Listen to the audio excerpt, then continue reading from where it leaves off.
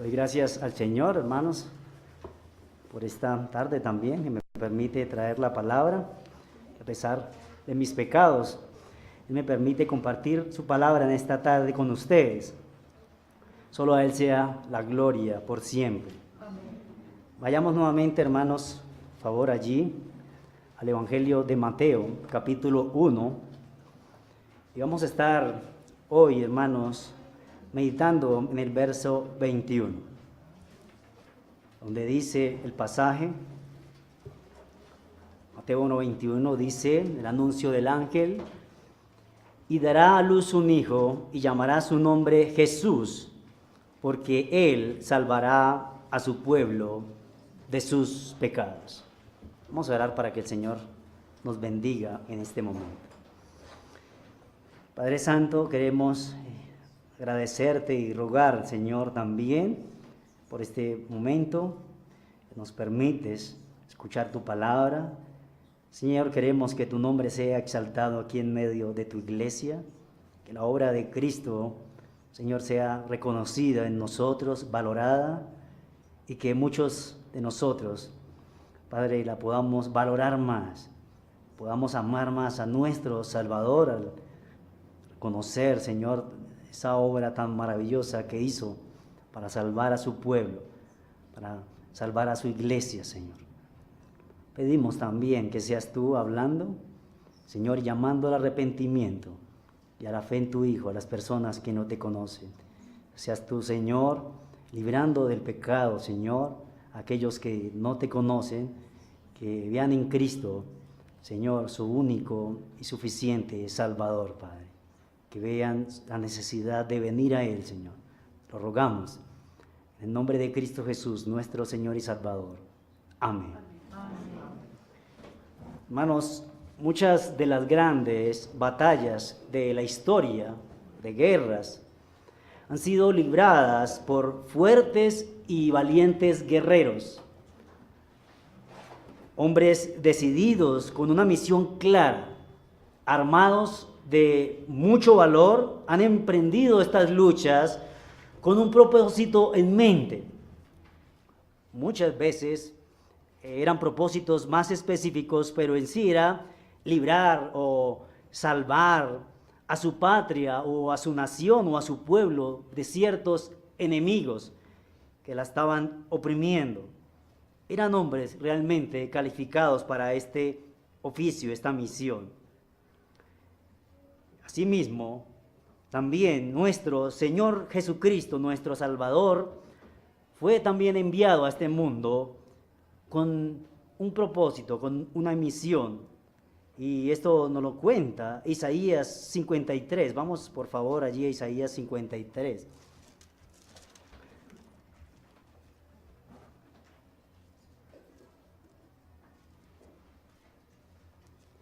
Que nos deja ver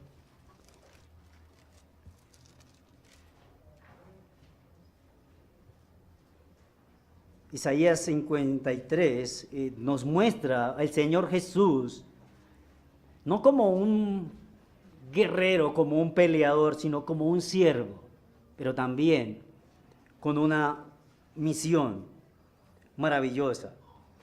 Dice desde el verso 3, despreciado y desechado entre los hombres, varón de dolores, experimentado en quebranto, y como que escondimos de él el rostro, fue menospreciado y no lo estimamos.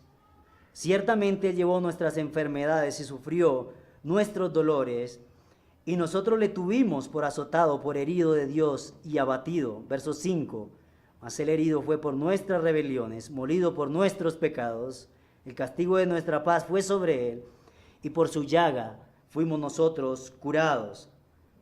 El 6, todos nosotros nos descarriamos como ovejas, cada cual se apartó por su camino, mas Jehová cargó en él el pecado de todos nosotros. Angustiado él y afligido, no abrió su boca.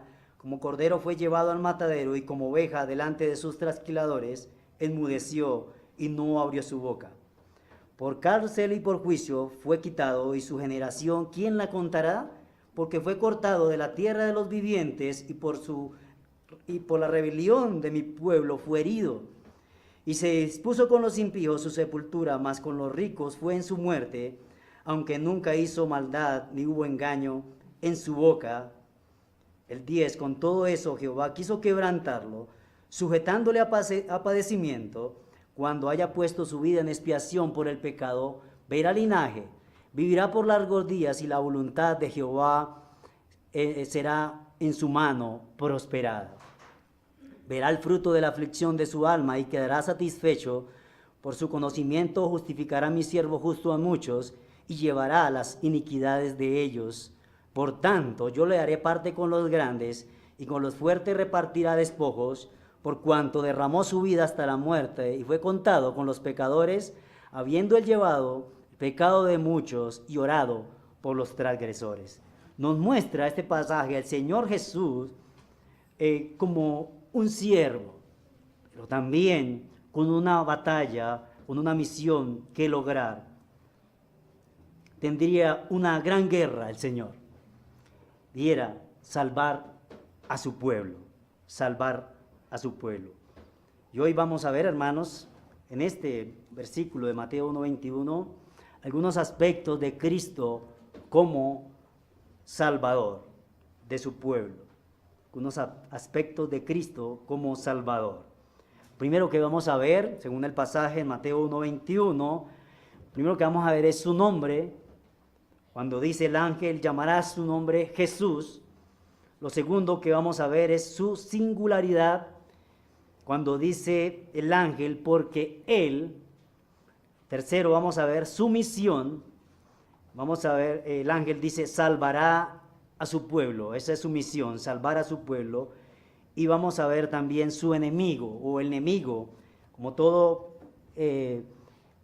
guerrero, todo peleador tiene un enemigo. El Señor también tiene un enemigo a que vencer, y él, dice el ángel, de sus pecados. Entonces lo primero que vamos a ver, hermano, es su nombre. Dice el ángel, llamará su nombre Jesús.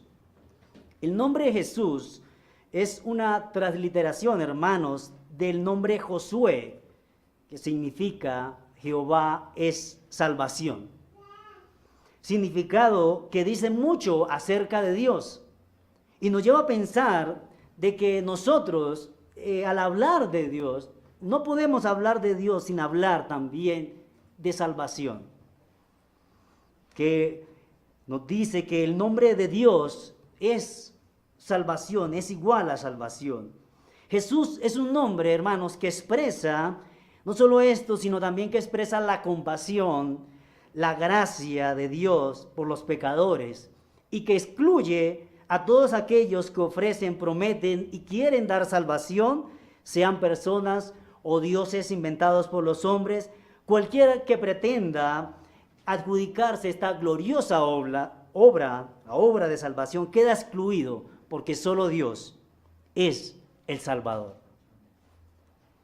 Esta verdad, hermanos, siempre ha estado presente en su pueblo. Vamos a ver algunos pasajes. El Salmo 24:5.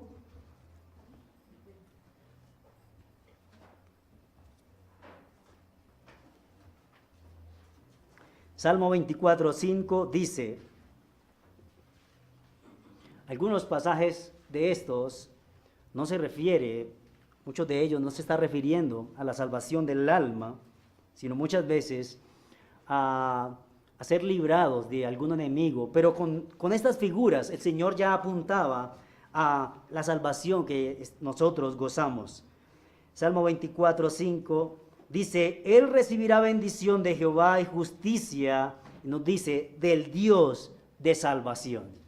Ya con muchas de las figuras, cuando el Señor salvaba a su pueblo de ciertos enemigos, Él iba apuntando a esta salvación que nosotros hoy disfrutamos. El Salmo 51, verso 12 dice, le dice David, vuélveme el gozo de tu salvación, le dice a Dios. Vuélveme el gozo de tu salvación.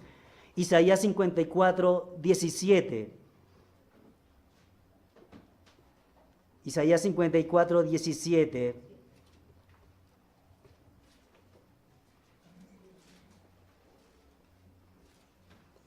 Dice, ninguna arma forjada contra ti prosperará, y condenarás toda lengua que se levante contra ti en juicio.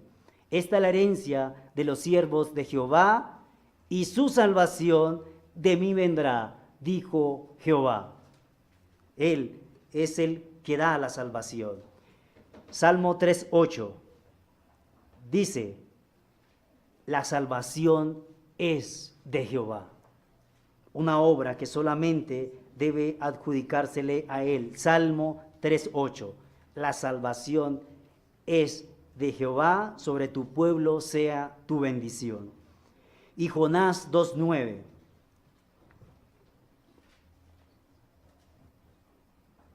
Hay muchos pasajes que nos hablan de esta verdad.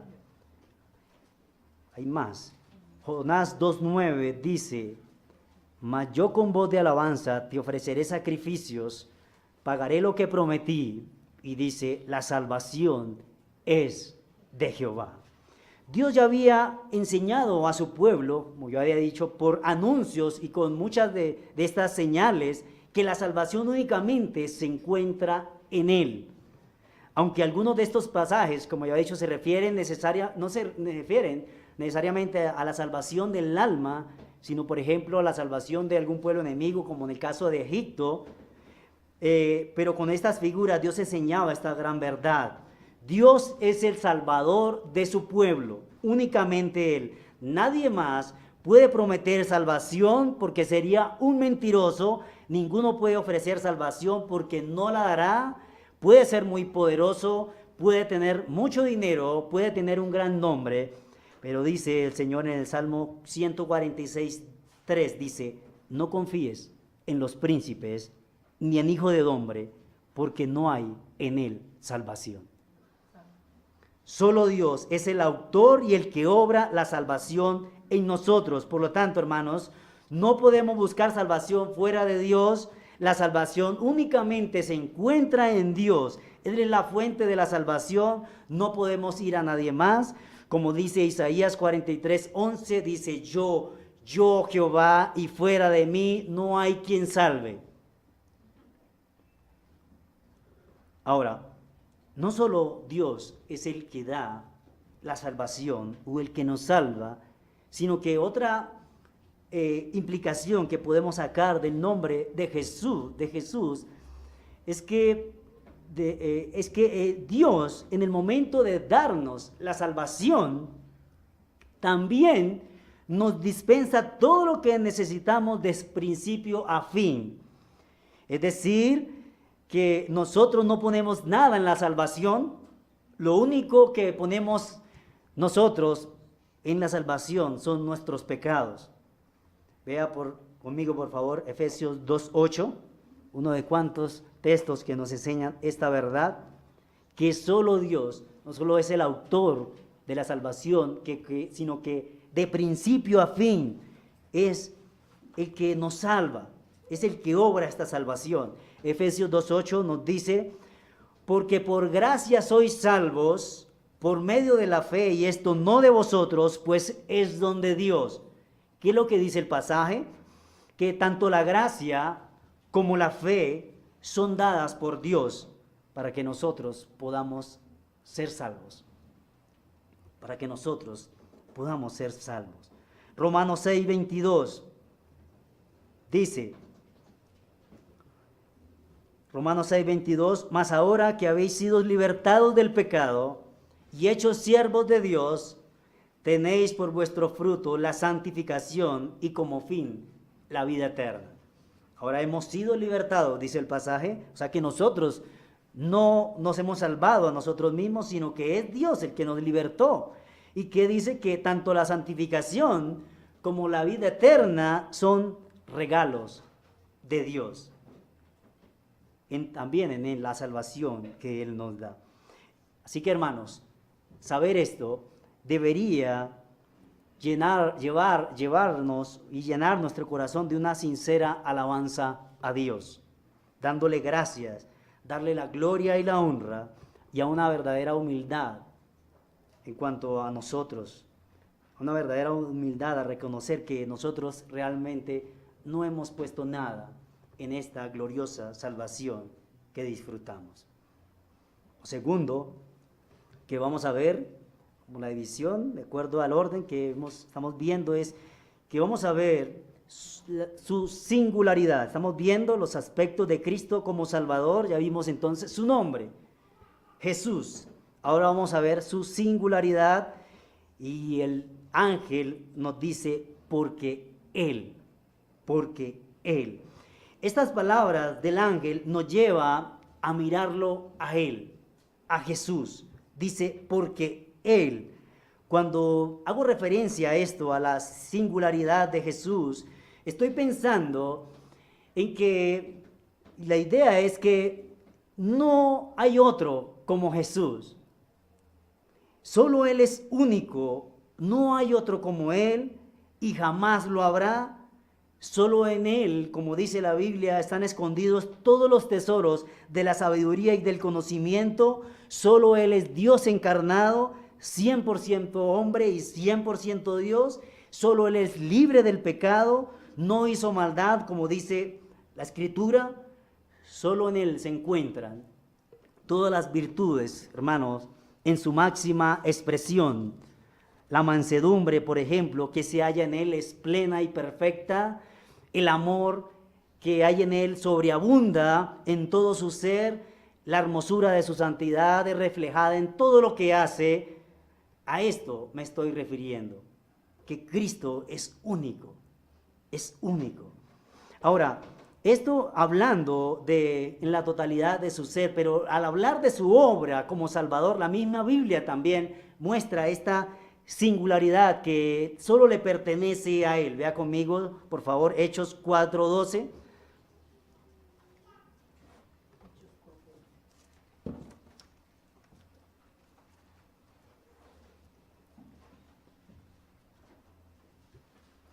Dice, y en ningún otro hay salvación, porque no hay otro nombre bajo el cielo dado a los hombres en que podamos ser salvos.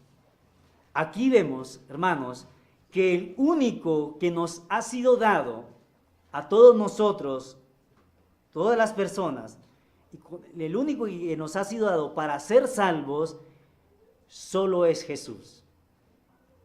Solo es Jesús. En ninguno otro hay salvación.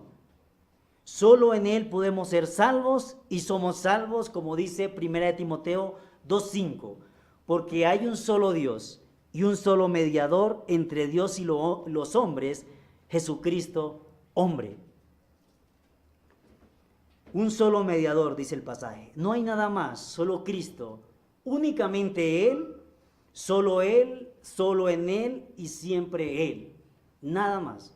No necesitamos nada más. Así que usted, lo único que tiene que mirar, o al único que tiene que mirar, si quiere ser salvo, es a Jesús. Porque solo en Él hay salvación.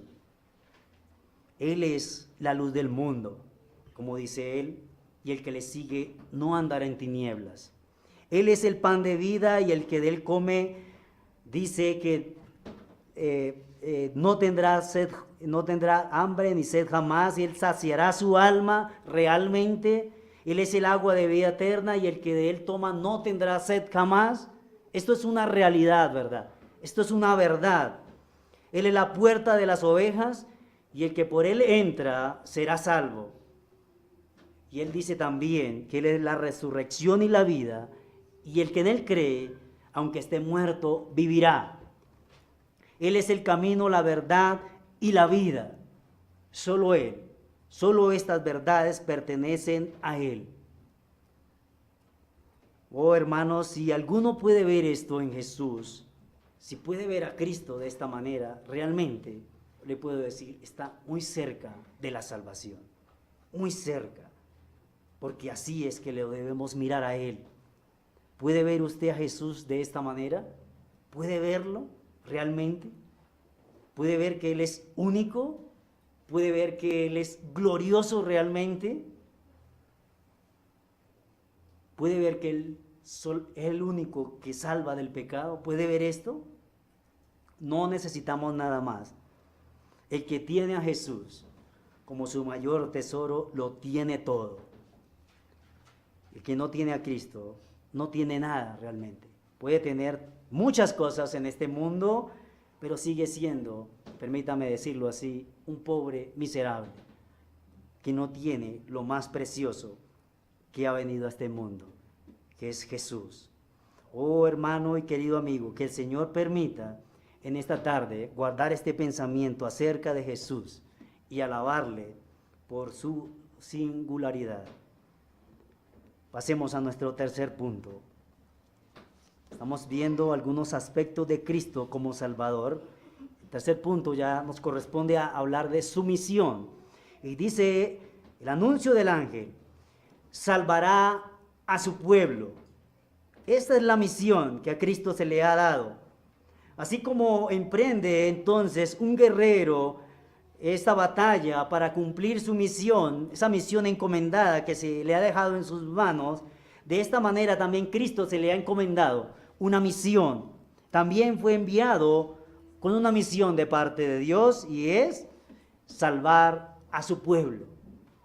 La palabra salvar aquí, hermanos, tiene muchos sinónimos que nos permiten ver este amplio significado, y uno de los sinónimos es liberar, rescatar o guardar a ciertas personas, en este caso guardar a su pueblo. Y solo Jesús tiene esta misión: salvar a su pueblo. Así que ninguno de nosotros, al ver esta expresión o estas palabras del ángel, se implica que nosotros no podemos ser salvos. Necesitamos de otro que nos salve. Estamos en una condición que nosotros mismos no podemos ser salvos. Así que ninguno de nosotros, ni nadie, tanto que no podemos, ni nadie merece ser salvo. Esto es algo que tenemos que también tener en claro, pero algo maravilloso es que no merecemos realmente la salvación. Jesús vino a salvarnos. Lo único que merecemos realmente es la condenación eterna, pero Jesús vino a librarnos de ella, vino a salvarnos. En este punto, hermanos, vemos el amor de Cristo por su pueblo, el amor de Cristo. Lo único que lo movió para salvarnos no fue algo en nosotros que no merecemos, sino fue el amor por su pueblo, el amor por su pueblo. Y hablando de salvación, tenemos que hablar también de condenación. Y la condenación eterna en el infierno realmente era lo que le esperaba a su pueblo, porque su pueblo, esto era lo que merecía. La iglesia, hermanos, es un pueblo rescatado, es un pueblo rescatado de esta condenación. Es un pueblo librado de esta condenación por causa del pecado. Esta es la iglesia, este es el pueblo de Dios, un pueblo que ha sido librado, rescatado de la condenación y del pecado.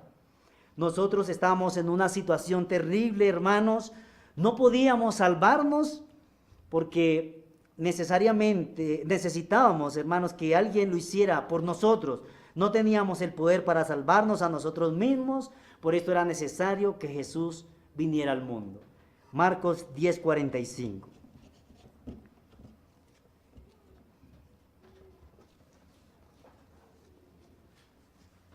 Dice Marcos 10:45, porque el Hijo del Hombre no vino para ser servido, sino para servir y para dar su vida en rescate por muchos.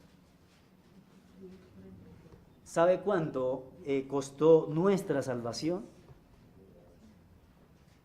La vida del precioso Hijo de Dios. Eso costó nuestra salvación. Que Cristo derramara su vida por su pueblo. Era necesario que Cristo muriera para que nosotros ahora vivamos. Hoy podamos ser libres de esa condenación a la cual estábamos determinados. Romanos 5:6 dice: 5 al 8 dice, porque Cristo, cuando aún éramos débiles, a su tiempo murió por los impíos. El 7 dice, ciertamente apenas morirá alguno por un justo, con todo pudiera ser que alguno osara morir por el bueno, mas Dios muestra su amor para con nosotros en que siendo aún pecadores, Cristo murió por nosotros. Unas palabras gloriosas, hermanos, que tenemos en este pasaje. Miren, por ejemplo, lo que conllevó nuestra salvación, a la muerte de Jesús, la muerte de Jesús. La palabra salvación, así que no es tan simple, nosotros muchos la vemos. Todo lo que encierra esta palabra es mucho más. La vida de Cristo fue derramada para salvar a su pueblo. Así que, mire también, ¿dónde queda nuestro orgullo? ¿Dónde queda nuestro orgullo? No podíamos ni salvarnos. No estábamos en una condición favorable. Esto nos debe llevar, hermanos, a una humillación delante de Dios y a darle gracias y alabarle. Y también debe llevarnos a una humillación entre nosotros, a una verdadera humildad entre nosotros. ¿Quiénes éramos nosotros? Alguien que lo único que le esperaba era el infierno por sus pecados, pero fuimos rescatados de allí. Ahora, ¿de qué nos vamos a vanagloriar o a enorgullecer? De nada, de nada. Que estas verdades gloriosas, hermanos, realmente nos transformen. Pero también quiero decir que esta maravillosa salvación, como el mismo pasaje nos lo muestra, el mismo anuncio de su ángel, solo le pertenece a su pueblo, solo pertenece a su pueblo. No es esta salvación para todo el mundo. Jesús no vino a salvar a todo el mundo, pues el pasaje dice que Él salvará a su pueblo. El texto es claro, es decir, su pueblo se refiere únicamente a todos los que creen en Él. Todo aquel que quiere ser salvo entonces debe creer en Cristo, arrepintiéndose de sus pecados y confiando en Él como su único y suficiente Salvador. Así que hoy lo invito a venir a Cristo, arrepintiéndose de sus pecados y confiando en Él.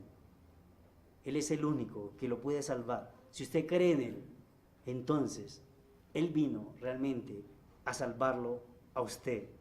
Usted hace parte de su pueblo, porque la promesa es que todo aquel que en Él cree, se arrepiente de sus pecados, esa persona recibirá esta salvación que Cristo vino a darnos. Pero pasemos ahora a nuestro último punto. Veamos entonces su enemigo. Su enemigo. Todo guerrero, todo peleador, para cumplir su misión, tiene que vencer el enemigo, o tiene un enemigo por delante para dar cierta rescate a su nación o a su pueblo. Y Cristo también tiene que vencer, tuvo que vencer un enemigo, y este enemigo decirlo así, lo puse así porque realmente se convierte en un enemigo de Cristo cuando es también un enemigo de su pueblo, porque su pueblo, Cristo vino a rescatarlos, dice el pasaje, de sus pecados, de sus pecados. El terrible enemigo del pueblo de Dios indiscutiblemente es el pecado. El pecado destruye, hermanos y amigos, toda nuestra vida, destruye nuestras relaciones, destruye nuestra relación con Dios, nos lleva al infierno eterno, destruye, destruye y destruye. Eso es lo único que hace el pecado. Si pensamos en la cosa más asquerosa, más engañosa, lo peor que pudo penetrar este mundo, la enfermedad más mortal que hay en este mundo, que existe, es el pecado. Ahora digan si no es un terrible enemigo. Y creo que me quedé corto al hablar del pecado para referirme a él. la cosa más asquerosa que existe, lo más engañoso que existe. Lo peor que pudo haber penetrado en este mundo es la enfermedad más mortal, que está matando a muchos y lo destruye eternamente, es el pecado. Es el pecado. Y si miramos el pecado realmente como un enemigo, estamos viéndolo realmente correctamente, porque en realidad lo es. Y es un enemigo que mora en cada uno de nosotros. Es un enemigo que mora en nosotros. Y es un enemigo, hablando de él, que nos esclaviza. O sea, no es cualquier enemigo, es un enemigo poderoso, con mucho poder, que nos esclaviza. Y vamos a ir a Juan capítulo 8, 34. El Señor tiene unas palabras que decirnos allí. Juan 8, 34 dice: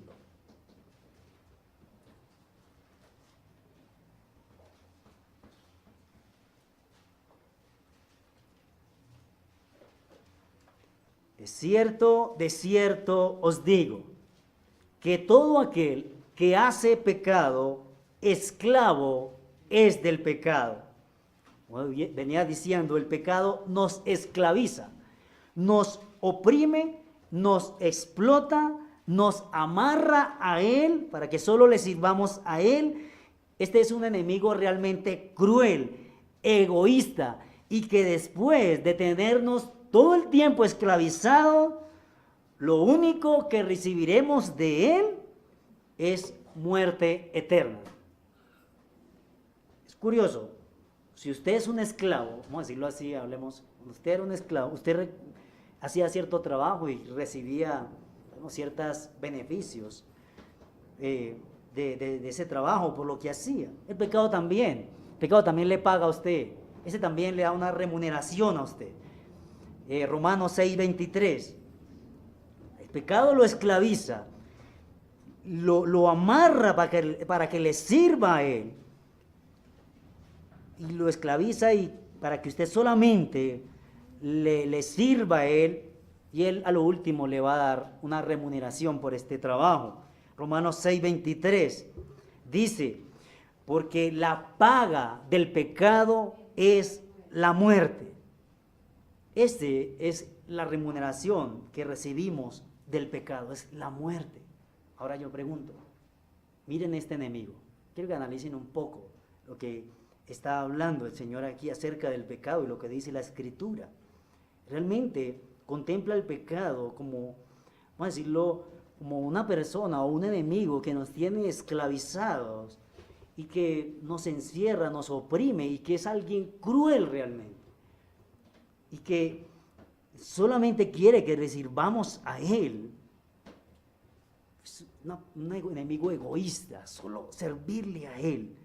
Y al final, cuando usted cree que puede librarse de él, lo que va a recibir de él es la muerte eterna. La muerte eterna.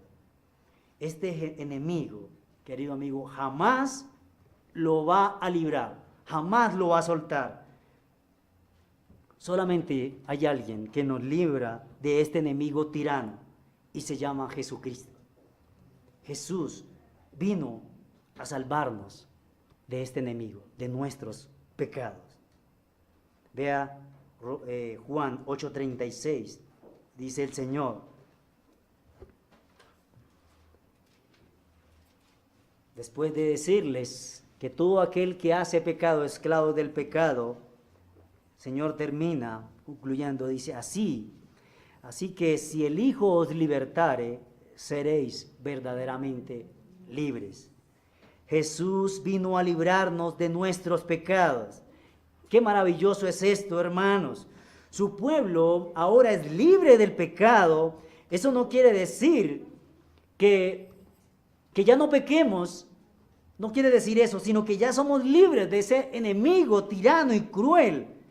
Y Jesús fue enviado con esta misión para derrotar a este enemigo de su pueblo, y no solo de su pueblo, sino, por decirlo así, de todo el mundo, de muchas personas. Por ejemplo, muchas personas creen ser libres, Muchas personas piensan que los cristianos somos los que somos esclavos, pero se dan cuenta que ellos son los que son esclavos de sus pecados y creen ser libres. Muchos de ustedes que no conocen al Señor creen ser libres, pero en realidad son esclavos de sus pecados, de sus pasiones, de sus deseos.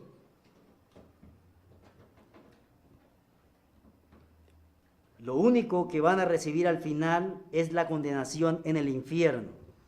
Así que solo Jesucristo libra verdaderamente del pecado. El pecado les promete a las personas, y engañosamente, porque yo decía que es lo más engañoso que puede haber en este mundo, y Él promete cierta libertad. Promete a muchas personas, por ejemplo, les promete felicidad, y ellos creen que el pecado les dará esta felicidad. Muchos dicen ser felices y mientras pecan, muchos piensan que ahí está la verdadera felicidad, pero realmente el pecado los engaña, porque lo que realmente son es esclavos de sus pecados, esclavos de sus pecados rumbo a una condenación eterna, y solo Jesucristo, solo Jesús puede darles libertad del pecado, como dice Él. Así que si el Hijo os libertare, seréis verdaderamente libres. Así que, querido amigo, no sirva más al pecado. Mire lo que el pecado está haciendo con su vida y a dónde lo va a llevar. No sirva más al pecado. Este le puede prometer cierto placer temporal, puede darle una felicidad, pero es vana. Puede darle cierta felicidad, pero es temporal y es vana, es vacía. No se deje engañar. El pecado lo tiene esclavizado. Y sí, solo Cristo puede darle esa libertad. Así que nuevamente le hago la invitación, venga a Él. ¿Quiere ser libre de ese pecado? ¿Quiere ser libre de sus pecados? Pídale a Cristo que lo ayude y arrepiéntase de servir al pecado toda su vida y crea en Jesucristo. Él lo va a salvar y le mostrará el engaño en que estaba usted y le dará realmente la verdadera felicidad, que es ser libre del pecado.